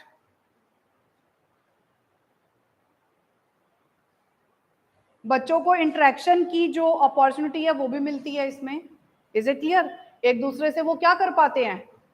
Interact कर पाते हैं, बातचीत कर पाते हैं, वहां पर एक दूसरे के साथ मिल के अलग अलग एक्सपेरिमेंट्स को कर पाते हैं। फिर इसके अलावा रियल नॉलेज ऑफ साइंस, इससे हमें क्या मिलता है बेटा? Real knowledge of science. ये नहीं कि सिर्फ किताबों में जो ज्ञान है वो हमें मिल रहा है, बल्कि उसका वास्तविक ज्ञान, उसका जीवन में क्या यूज है, वो चीज हम समझ पाते हैं। Real knowledge of the science. ठीक है, अगला पॉइंट बताएंगे, दे लर्न बाय एक्सपीरियंस। दे मतलब children, they learn by experience. यहां बच्चों को अनुभवों की प्राप्ति होती है, हर चीज का एक्सपेरिमेंट करते हैं ना, तो उससे उन्हें अनुभव मिलते हैं, एक्सपेरिमेंट से बच्चे सीखते हैं चीजों को। आगे, सोशिएबिलिटी डेवलप्स। सोशिएबिलिटी का मतलब क्या होता है बेटा? सामाजिकता, एक दूसरे के साथ मिलकर ग्रुप में, टीचर्स क्या करते हैं? बच्चों के ग्रुप बना देते हैं। जैसे आपके ग्रुप ने साइंस का ये वाला एक्सपेरिमेंट करना है, आपके ग्रुप ने ये वाला करना है, तो ऐसे करके हम बच्चों के क्या बना देते हैं? ग्रुप्स। इससे बच्चों में एक दूसरे के लिए कॉपरेशन और हेल्प, ये सारी वैल्यूज डेवलप होती हैं। Is it clear? तो यही है, सोशिएबिलिटी डेवलप होती है। इसके अलावा children get clear concepts of the subject, children get clear subjects, sorry clear concepts of subjects. बच्चों को इसमें क्या मिलता है बेटा? क्लियर एक कॉन्सेप्ट मिलता है, मतलब उसको कोई कॉन्सेप्ट में, कोई डेफिनेशन में किस तरह की कोई प्रॉब्लम पढ़ने में नहीं होती है। Is it clear? अगला आ जाता है, all tools are kept at a place, all tools are kept at a place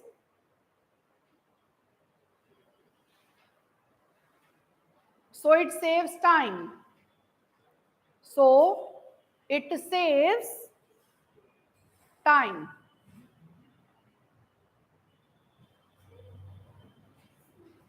so it saves time। भाई अगर आप सारी चीजें एक जगह पे पड़ी होंगी तो लेबोरेटरी वो जगह ही है ऐसी कि वहां पे आप सब चीजें जगह पे टाइम पे मतलब मिल जाएं, उसके लिए आप सही जगह पे रखोगे।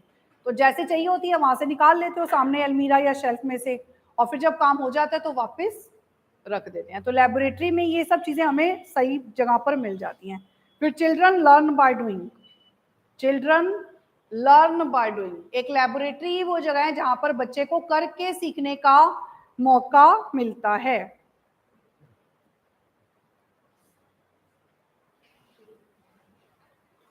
अब बेटा इसमें भी अगला न्यू हेडिंग जो इसके अंदर डालनी है वो यही डालनी है कि जब आप कंस्ट्रक्ट करते हो लेबोरेटरी को, जैसे हमने क्लासरूम को कंस्ट्रक्ट किया तो किन बातों का ध्यान दिया, स्कूल बिल्डिंग को सिलेक्ट किया तो किन बातों का ध्यान दिया, लाइब्रेरी को सिलेक्ट किया तो किन बातों का ध्यान दिया। अब यहाँ हमें किसको देखना है, लेबोरेटरी को जब हम सिलेक्ट कर रहे हैं उसके लिए जगह देख रहे हैं तो तब हमें किन बातों को ध्यान रखने की आवश्यकता है। तो आप आगे नेक्स्ट हेडिंग में यही लिख लो, the following point should be kept in mind, the following points should be, ये next heading में लिख लेना, the following point should be kept in mind while constructing laboratory, the following point should be kept in mind while constructing laboratory। पहले number of students, जगह किसके accordingly होगी बेटा, number of students, कि आपके एक क्लास के कितने बच्चे एक समय पर लेबोरेटरी में काम करने आएंगे, तो उसके अकॉर्डिंगली आपको उसकी जगह को देखना पड़ेगा। दूसरा, enough space for conducting experiments, enough space for conducting experiments, जगह प्रॉपर होनी चाहिए एक्सपेरिमेंट्स कंडक्ट करने के लिए, यानी कि कुछ किसी को लग जाए, कोई ऐसी चीज हो जो हार्म कर जाए कम जगह होने की वजह से, तो वो नहीं होना चाहिए। फिर arrangement of economic resources, arrangement, conducting experiments easily, number of students, इसके बाद arrangement of economic resources, संसाधन जो हैं वो होने चाहिए वहां पर इनफ अवेलेबल, जैसे कोई भी टूल्स हैं, कोई भी चीजें हैं ऐसी, तो वो मतलब वहां पे अवेलेबल होनी चाहिए, यानी कि खराब पड़ी हुई हैं। फिर different tools required for laboratory, different tools required for laboratory, जो टूल्स चाहिए होते हैं लेबोरेटरी के लिए वो सब वहां अवेलेबल होने चाहिए, उपकरण जिन्हें आप बोलते हो। फिर number of science teachers, number of science teachers in a school, school में साइंस के टीचर्स कितने हो, लेबोरेटरी में काम करवाना होगा तो उनके पास वो नॉलेज होनी चाहिए, ट्रेन टीचर्स को रखना है आपने, ठीक है। फिर इसके बाद आता है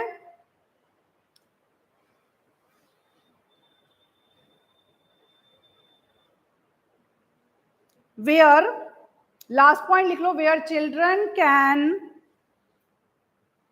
easily perform, where the children can easily perform task, easily perform task, जहां पर बच्चे जो है हर टास्क को परफॉर्म आसानी से कर सके। लास्ट में लिख लेना individually as well as in groups, individually as well as in groups, यानी उन्हें कोई काम अकेले करने के लिए दो तो भी आराम से कर लें, और कोई काम उन्हें ग्रुप में करने के लिए दो तो वो भी वो आराम से कर ले। तो ऐसी जगह पर लेबोरेटरी होनी चाहिए। समझ में आ गया बेटा? एक बार आप लोग इंग्लिश मीडियम वाली बुक लाए हुए हो ना, एक बार मुझे दिखा दो जरा।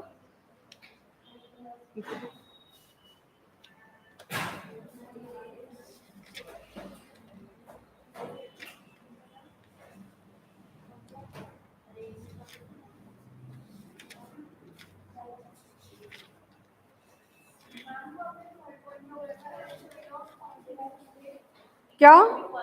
Economic resources,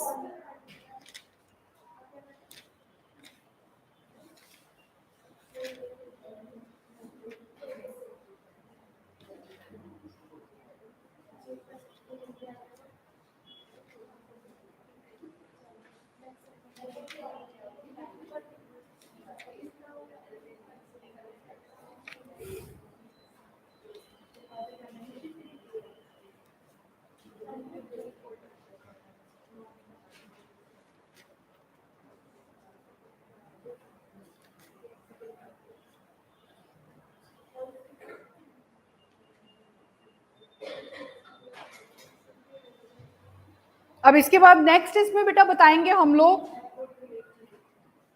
school laboratory for high school. अब इसमें नेक्स्ट हेडिंग क्या डाल लो, school laboratory for high school.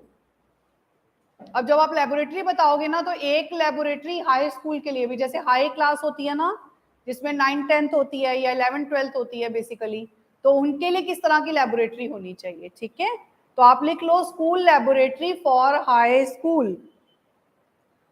अगर आप हाई स्कूल के लिए लेबोरेटरी सिलेक्ट कर रहे हो तो आपको किन किन बातों का ध्यान रखना है, तो उसमें लिखेंगे the following points should be kept in mind. जैसे पहला लिखोगे लेक्चर रूम कम लेबोरेटरी, इसमें पहला पॉइंट आप क्या ध्यान देंगे, लेक्चर रूम कम लेबोरेटरी। बेटा जहां पे बड़ी क्लासें होती है ना, वहां पे लेबोरेटरी के साथ में ही मतलब लेक्चर रूम भी होना चाहिए। लेक्चर रूम का मतलब जहां बोर्ड वगैरह लगाओ, कोई चीज जो आप सामने एक्सपेरिमेंट करते हुए समझा रहे हो, तो बड़ी क्लासों में उसी चीज को लिख के बताने के लिए सामने एक लेक्चर देने के लिए अपना एक सफिशिएंट प्लेस होना चाहिए, जहां बच्चों के लिए चेयर्स पड़ी हुई हों, पहले वो वहां समझे चीज को और फिर सामने ही करके देखें। तो ये दोनों चीजें कम का मतलब एक साथ होना। Is it clear? तो लेक्चर रूम कम लेबोरेटरी ये होना चाहिए।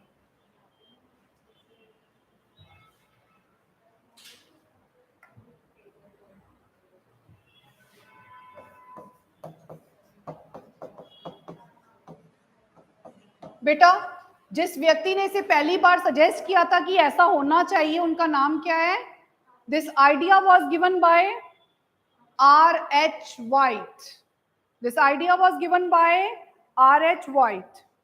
ये कौन थे? Principal of central training college Lahore. ये कौन थे? प्रिंसिपल थे of central training college Lahore. जिन्होंने इस आइडिया को पहली बार दिया, उनका नाम।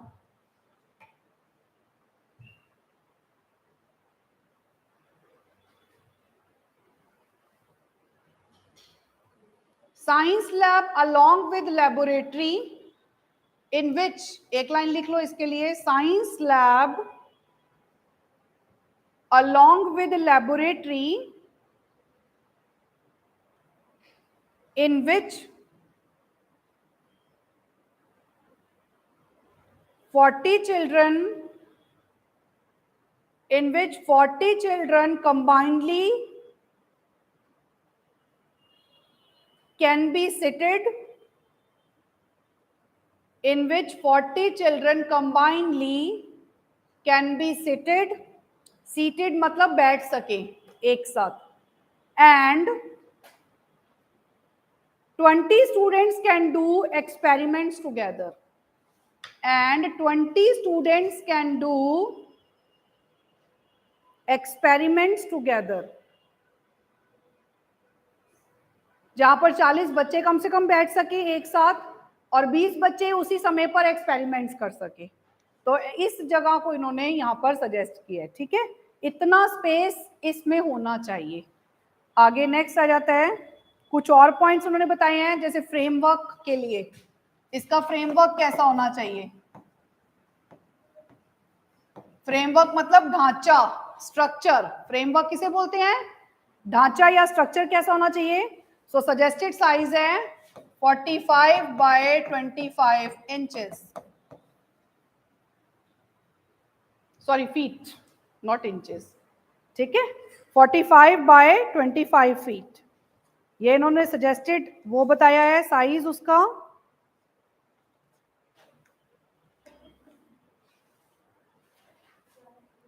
फिर आगे वॉल्स, अगला पॉइंट इसमें फ्रेमवर्क में क्या बताओगे आप? वॉल्स। ये तो साइज हो गया, अब वॉल्स के लिए बताना है इसकी दीवारें। सो शुड बी स्ट्रॉन्ग, और उसकी थिकनेस को बताया गया 1 feet 6 inches, thickness of the wall.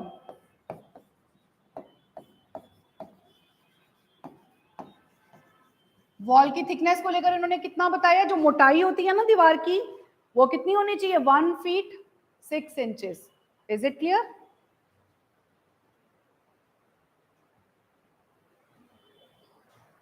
फिर आगे डोर्स एंड विंडोज, नेक्स्ट इसमें पॉइंट क्या बताएंगे? पहला इसमें था साइज, दूसरा वॉल्स, और अब तीसरा डोर्स एंड विंडोज। तीसरा लेबोरेटरी में क्या बताओगे आप बेटा? Doors and Windows. सो वही 2 डोर्स और 3 विंडोज। इसमें इन्होंने क्या बताया हुआ है? 2 डोर्स और 3 विंडोज सजेस्ट किए गए हैं कि होने चाहिए। एक लेबोरेटरी में कितने होने चाहिए इस तरह की, जिसमें 40 बच्चे बैठ सकें और 20 बच्चे एक्सपेरिमेंट कर सकें? तो इसमें कम से कम कितने डोर होने चाहिए? 2 दरवाजे और 3 खिड़कियां होने चाहिए। Is it clear? इसके अलावा एग्जॉस्ट विंडोज, डी पॉइंट में क्या लिखोगे? एग्जॉस्ट विंडोज, जिसमें जो भी आपकी स्टेल एयर है वो बाहर निकल सके। So it should also be there to pass out the unfresh air, है ना? ये होना चाहिए अनफ्रेश एयर को बाहर निकालने के लिए। फिर floor, it should be constructed with the cement. It should be constructed with the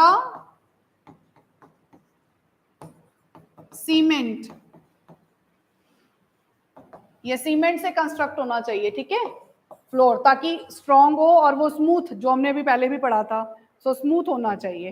फिर इसके बाद ब्लैक बोर्ड, क्योंकि हम ये कम की बात कर रहे हैं, दोनों चीजें साथ, जहां लेक्चर रूम भी है और लेबोरेटरी भी है, तो इसका मतलब यहाँ पर ब्लैक बोर्ड भी होगा। यहाँ पर एक लेक्चर देने के लिए क्या होना चाहिए? ब्लैक बोर्ड भी होना चाहिए। इसका साइज बताया गया 10 बाय 4 फीट। बोर्ड का साइज क्या बताया गया है?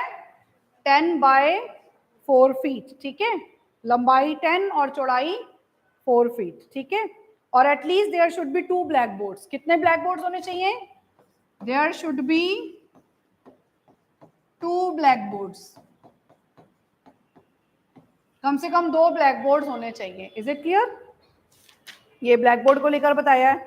अब chair and tables, chair and tables, अगला पॉइंट क्या बताओगे? चेयर एंड टेबल्स के लिए बताओगे। सो हमने क्या बोला था कि 40 बच्चे मतलब एक साथ बैठ सके, तो 40 चेयर्स, और कम से कम 20 बच्चे एक्सपेरिमेंट कर सके, तो 20 डबल टेबल्स, ठीक है, 20 डबल टेबल्स एंड 40 चेयर्स होनी चाहिए, ठीक है। फिर इसके अलावा सिंक, सिंक जानते हो, कोई एक्सपेरिमेंट करो हाथ गंदे हो जाएंगे, तो 3 सिंक्स होने चाहिए कम से कम, हाथ वाथ धोने के लिए, बच्चों के लिए, टीचर के लिए, तो कितने सिंक्स होने चाहिए वहां पर? 3 सिंक्स होने चाहिए। फिर इसके अलावा बैलेंसेस, बैलेंसेस होते हैं लाइक तराजू स्टाइल की चीजें जो हो गई, ठीक है, तो बैलेंसेस कितने होने चाहिए? इन्होंने बताया हुआ यहाँ पर एटलीस्ट 12 फिजिकल और 2 केमिकल, 12 फिजिकल बैलेंसेस और 2 chemical balances. Physics chemistry bio पढ़ते हो ना, सो फिजिक्स और केमिस्ट्री के लिए बताया गया है 12 फिजिकल बैलेंस और 2 केमिकल बैलेंस होने चाहिए। देन अलमीराज, अलमीराज कम से कम 8 अलमीराज, यंत्र वगैरह रखने के लिए, टूल्स और वो सब चीजें रखने के लिए। कितनी अलमीरा सजेस्ट की गई हैं बेटा? 8 अलमीरा शुड बी देयर। और साइज ऑफ द अलमीरा बताया गया है 7 feet by 5 feet by 2 feet. ये लंबाई, चौड़ाई और ऊंचाई अलमीरा की स्टैंडर्ड साइज दिया गया है, ठीक है। सो क्या कह रही हो बेटा? हाँ वो मैं करती हूँ, ये नोट कर लिया। सो ये हमारा साइज होना चाहिए। 8 अलमारियां होनी चाहिए सामान रखने के लिए, और साइज अलमीराज के क्या होने चाहिए? 7 बाय 5 3 फीट, ठीक है, सॉरी 2 फीट। देन इसके बाद अरेंजमेंट ऑफ वाटर फैसिलिटी। इसके बाद आप यहाँ क्या बता सकते हो बेटा? Arrangement of water facility. फिर वहां पीने के पानी की, शुद्ध पीने के पानी की भी फैसिलिटी होनी चाहिए अंदर, ठीक है, तो उसके लिए बच्चे को जाना ना पड़े इधर उधर कहीं। और या फिर एक्सपेरिमेंट्स कंडक्ट करने के लिए भी अगर पानी चाहिए तो उसकी भी फैसिलिटी वहां होनी चाहिए। Safe drinking water should be there, and in fact for conducting experiments water should be there, ठीक है। सो दोनों कामों के लिए पानी होना चाहिए। ये हमारा बेटा लेबोरेटरी पर भी शॉर्ट नोट कंप्लीट हो गया है। अब अगला सवाल बेटा आपका सीधा जो आएगा स्कूल ऑर्गेनाइजेशन पर, पेज नंबर 21। हिंदी मीडियम वाले बच्चे 21 पेज नंबर निकाल लेना। ये ऑर्गेनाइजेशन आपका भी वैसे इंग्लिश मीडियम में दिया हुआ है पेज नंबर 13 पर, बट मैं साथ साथ आपको जो बता रही हूँ वो आप नोट करते ही रहना, ठीक है। What do you mean by school organization? अगला सवाल आपका क्या है बेटा? स्कूल ऑर्गेनाइजेशन से आप क्या समझते हैं बेटा? स्कूल ऑर्गेनाइजेशन का मतलब समझते हो? स्कूल ऑर्गेनाइजेशन मतलब एक ऐसी अथॉरिटी जो स्कूल में कामों को करने के लिए जिसे ड्यूटीज दी गई हैं अलग अलग, उसे कोई तो हम स्कूल ऑर्गेनाइजेशन बोलते हैं। जिनका काम होता है, जैसे हमने पढ़ा कि एक ऑर्गेनाइजेशन का काम है कि वो समय समय पर ये देखती रहे कि अभी हमने पढ़ा था ना रख रखाव के लिए कि अगर कहीं पे टूट फूट है तो वो व्हाइट वॉश करवा दे, सीमेंटिंग करवा दे, या पानी की फैसिलिटी कहीं पे नहीं है तो वहां पे करवा दे। तो ये सब चीजों को देख रेख करने के लिए जिस ऑर्गेनाइजेशन को हम मेक ओवर करते हैं उसका नाम क्या होता है? School organization. समझ में आया? तो यहाँ पर हम इसी के बारे में डिस्कस कर रहे हैं।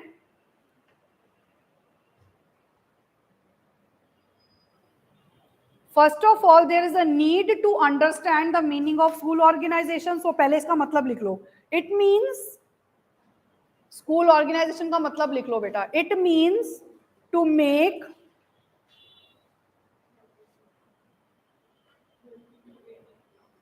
it means to make organized structure of any object, organized structure of any object, or to fix up of any object। एक काम करते हैं बेटा, ये आज ना पूरा नहीं होगा, इसको I take in the next class, ठीक है। यहां से हम स्कूल ऑर्गेनाइजेशन से हम नेक्स्ट क्लास में कर लेंगे, ठीक है। सो आज जितना हुआ समझ आ गया, मतलब 20 पेजेस तक मैंने कवर करवा दिए हैं। अगली क्लास में आई टेक 21 पेज नंबर, ठीक है।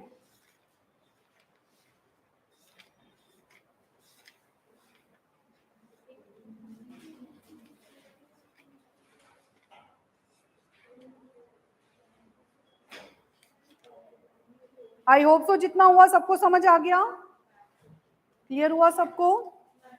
ठीक है, चलिए bye bye all of you.